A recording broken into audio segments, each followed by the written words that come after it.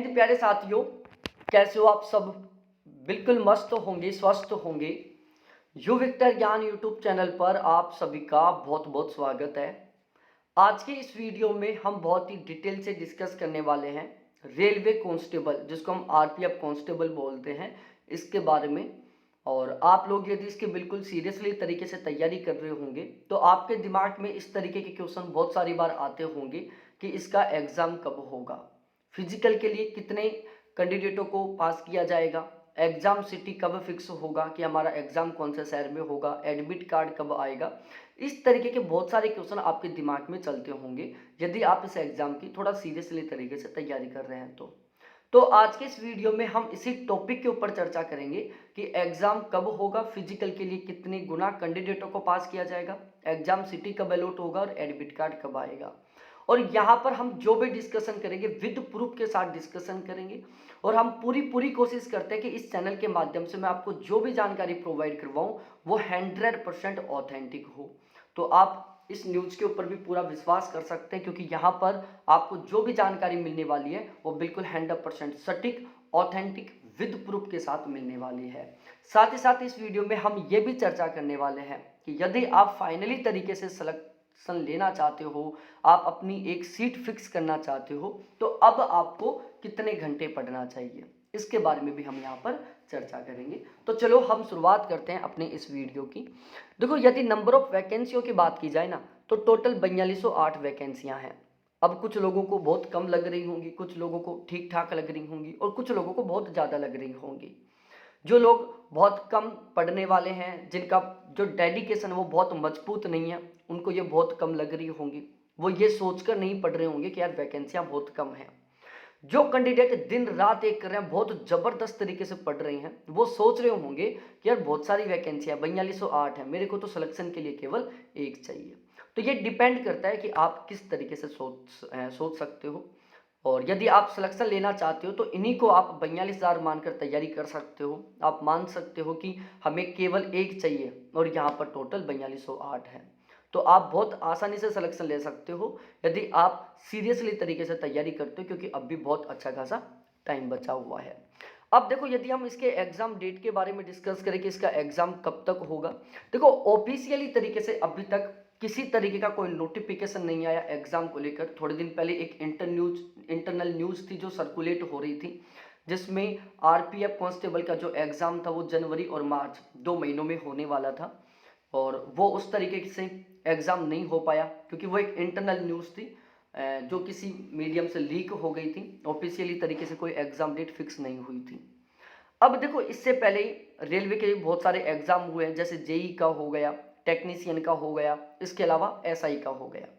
तो यहाँ पर हम कंपेयर करते हैं रेलवे एसआई वाले एग्ज़ाम से, जो कि अभी थोड़े दिन पहले हुआ था। आज 17 जनवरी को, सॉरी 5-7 दिन पहले 17 जनवरी को आरपीएफ कांस्टेबल का एप्लीकेशन स्टेटस जारी हुआ था 17 जनवरी को, जिससे आपको पता चल चुका होगा कि आपका जो फॉर्म है उसको रेलवे के द्वारा एक्सेप्ट किया गया है या रिजेक्ट किया गया है। क्योंकि बहुत सारे कैंडिडेट हैं जो रेलवे की गाइडलाइन को फॉलो नहीं करते हैं और वैसे गलत फॉर्म भर देते हैं, जिसकी वजह से उनका फॉर्म रिजेक्ट हो जाता है। इसलिए मैं हमेशा कहता हूं कि फॉर्म हमेशा सावधानी से भरें, ताकि आपकी मेहनत बेकार न जाए और आपका फॉर्म रिजेक्ट ना हो। क्योंकि जब आप फॉर्म अप्लाई कर देंगे, अब जैसे कोई कैंडिडेट है जिसने कांस्टेबल का फॉर्म अप्लाई कर रखा है, शुरू से लेकर अब तक सीरियसली तरीके से तैयारी कर रहा है, 17 जनवरी को पता चला कि उसका फॉर्म रिजेक्ट हो गया, तो उसकी पूरी जो पहले की मेहनत थी वो सारी बेकार गई। तो देखो, आरपीएफ जो एसआई का एग्जाम हुआ था वो एग्जाम 2 दिसंबर को हुआ था और उसका जो एप्लीकेशन स्टेटस है वो जारी हुआ था 30 सितंबर को। तो यदि हम 30 सितंबर और 2 दिसंबर के बीच का टाइम देखें तो इसमें है 2 महीने 3 दिन का अंतर। मतलब जिस दिन रेलवे सब इंस्पेक्टर का एप्लीकेशन स्टेटस जारी हुआ था उसके जस्ट 2 महीने 3 दिन बाद से इसका एग्जाम शुरू हो गया था। अब यहाँ पर भी हम इसी को मान के चलते हैं कि इसी तरीके से कांस्टेबल में होगा। देखो, जो कांस्टेबल का एग्जाम है, यदि हम इसी वे में देखते हैं तो 17 जनवरी को इसका एप्लीकेशन स्टेटस जारी हुआ है। तो यदि हम 17 जनवरी में 2 महीने 3 दिन का समय ऐड करते हैं तो निकल कर आता है 20 मार्च। ठीक है, और ज़्यादातर संभावना है कि जो एग्ज़ाम है वो मिड मार्च में ही होगा। ठीक है ना, मार्च में ही होगा। फरवरी में एग्ज़ाम होने का किसी तरीके से कोई चांस नहीं है, क्योंकि एसएससी जीडी की जो एग्ज़ाम डेट है वो फिक्स हो चुकी है। आरपीएफ कांस्टेबल का एग्ज़ाम और एसएससी जीडी का एग्ज़ाम, दोनों के दोनों एग्ज़ाम एक ही एजेंसी के द्वारा करवाई जा रही हैं।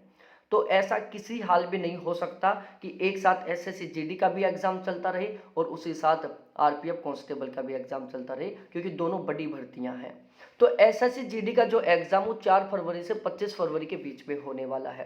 तो इस बीच में तो आपका जो कांस्टेबल का एग्ज़ाम वो किसी भी हाल में नहीं हो सकता। बिल्कुल 100% श्योर है कि आपका जो एग्ज़ाम है वो 25 फरवरी के बाद में ही होगा। तो यहाँ पर जितने भी पहले के हम एनालिसिस किए उनके बेस पर, या रेलवे के जितने भी एग्ज़ाम हैं उनके बेस पर अनुमान लगाते हैं, तो यही है कि जो एग्ज़ाम वो आपका मिड मार्च में हो जाएगा। आप 15 मार्च या 20 मार्च का टारगेट लेकर अपना टाइम शेड्यूल बनाकर तैयारी कर सकते हो, बहुत सफिशिएंट टाइम बचा हुआ है। फरवरी में किसी हाल में एग्ज़ाम नहीं होने वाले, ये बिल्कुल 100% श्योर है। एग्ज़ाम सिटी कब अलॉट की जाएगी, एग्ज़ाम डेट फिक्स हो जाएगी, तो जिस दिन से आपके एग्ज़ाम स्टार्ट होंगे उससे जस्ट 10 दिन पहले आपको आपकी एग्ज़ाम सिटी के बारे में पता चल जाएगा। जिस दिन आपका एग्ज़ाम होगा उससे जस्ट 4 दिन पहले आपको आपका एडमिट कार्ड मिल जाएगा। तो ये सारा ये है। अब फिजिकल के लिए कितने गुना कैंडिडेटों को बुलाया जाएगा, तो जितनी वैकेंसियाँ उसके 10 गुना कैंडिडेटों को फिजिकल के लिए बुलाया जाएगा। तो 42,080 कैंडिडेट होंगे जिनको फिजिकल के लिए यहाँ पर पास किया जाएगा, जिनका रिटन एग्जाम पास होगा। और एक रेलवे की, चाहे वो एसआई का एग्जाम हो चाहे वो कांस्टेबल का हो, इसमें एक सबसे बड़ा इशू ये है कि यहाँ पर फिजिकल की तैयारी करने के लिए आपको एक्स्ट्रा टाइम नहीं दिया जाता। ऐसा नहीं कि फिजिकल की तैयारी करने के लिए आपको 4 महीने 5 महीने 6 महीने का टाइम दे दिया, नहीं। यहाँ पर जैसे एग्जाम होगा, रिजल्ट आएगा, उसके तुरंत कुछ ही टाइम बाद में क्या हो जाएगा, आपका फिजिकल डेट फिक्स हो जाएगा। और बहुत सारे कैंडिडेट हैं जो फिजिकल में फेल हो जाते हैं। तो आपको अच्छे तरीके से प्रॉपर वे में तैयारी भी करनी है, और आपका ड्रीम है कि मेरे को यहाँ पर हर हाल में एक सीट फिक्स करनी है, तो आपको रेगुलर थोड़ी थोड़ी अपनी फिजिकल की भी तैयारी शुरू करनी है। आप प्रॉपर वे में मत करो, थोड़ी थोड़ी करो, ताकि आपकी एक्सरसाइज भी होती रहे और आपकी तैयारी भी होती रहे। अब आपको कितने घंटा पढ़ना चाहिए, भाई आप कैसे भी पढ़ो। अब तक आप ये सोच रहे होंगे कि यार पढ़ने के लिए टाइम नहीं मिल पाता, कभी बुआ के चला गया, दोस्तों के चला गया, कहीं पर चला गया, भाई अब सब जगह आना जाना बंद कर दो, ठीक है। 15 मार्च का टारगेट ले लो और कम से कम रोजाना 10 घंटे पढ़ना शुरू कर दो, कम से कम। स्टडी टाइम होना चाहिए 10 घंटे, टेबल चेयर टाइम नहीं, किताब वाला टाइम नहीं कि आप 15 घंटे किताब लेकर बैठे हुए, 15 घंटे किताब के सामने बैठे हो, नहीं। आपका कम से कम 10 घंटे पढ़ाई का टाइम होना चाहिए, जिसमें आपने पूरे डेडिकेशन के साथ बिल्कुल सीरियसली तरीके से पढ़ाई की है। और आप रेगुलर एक मॉक टेस्ट देना शुरू कर दो, ताकि आपको पता चलता रहे कि कौन सा टॉपिक आपका कमजोर है, कौन सा पोर्शन आपका कमजोर है। आपको एक सही ढंग से प्रैक्टिस करने का मौका मिलता रहे, आपको अपनी तैयारी का एनालिसिस करने का मौका मिलता रहे। बहुत सारे कैंडिडेट क्या करते हैं कि अब भी मॉक टेस्ट नहीं देते, और जब एग्जाम बिल्कुल पास में आता है फिर मॉक टेस्ट देते हैं, फिर यदि उनका स्कोर कम होता है तो बहुत ज़्यादा डिमोटिवेट हो जाते हैं। बहुत सारे कैंडिडेट है जो मॉक टेस्ट नहीं देते, फिर वहाँ पर टाइम मैनेजमेंट नहीं हो पाता। तो आप अभी से रेगुलर एक मॉक टेस्ट देना शुरू करें। मैं ये नहीं कह रहा कि आप किसका खरीदें, जो मन करे उसका खरीदो। सभी के सभी जो पेपर वो लगभग सेम बनाते हैं, किसी भी टेस्ट सीरीज से पेपर रिपीट नहीं होता, क्वेश्चन फिर भी थोड़े बहुत रिपीट हो जाते हैं, बाकी पेपर कभी रिपीट नहीं होता। तो आप कहीं से भी खरीदो, रुपया कम है तो सस्ती मॉक टेस्ट सीरीज खरीद लो, ठीक ठाक रुपए है तो थोड़ी ठीक ठाक वाली खरीद लो, और सीरियसली तरीके से रेगुलर फिक्स कर लो कि एक मॉक टेस्ट तो देना ही देना है, और 10 घंटे रेगुलर की कम से कम पढ़ाई फिक्स कर लो। एक दिन मिस मत करो, चाहे कुछ भी हो जाए, एक भी दिन मिस नहीं करना है। आप 100% तरीके से सिलेक्शन ले लेंगे। तो बहुत बहुत धन्यवाद आपको देखने के लिए। थैंक्स बाय मेरे प्यारे साथियों।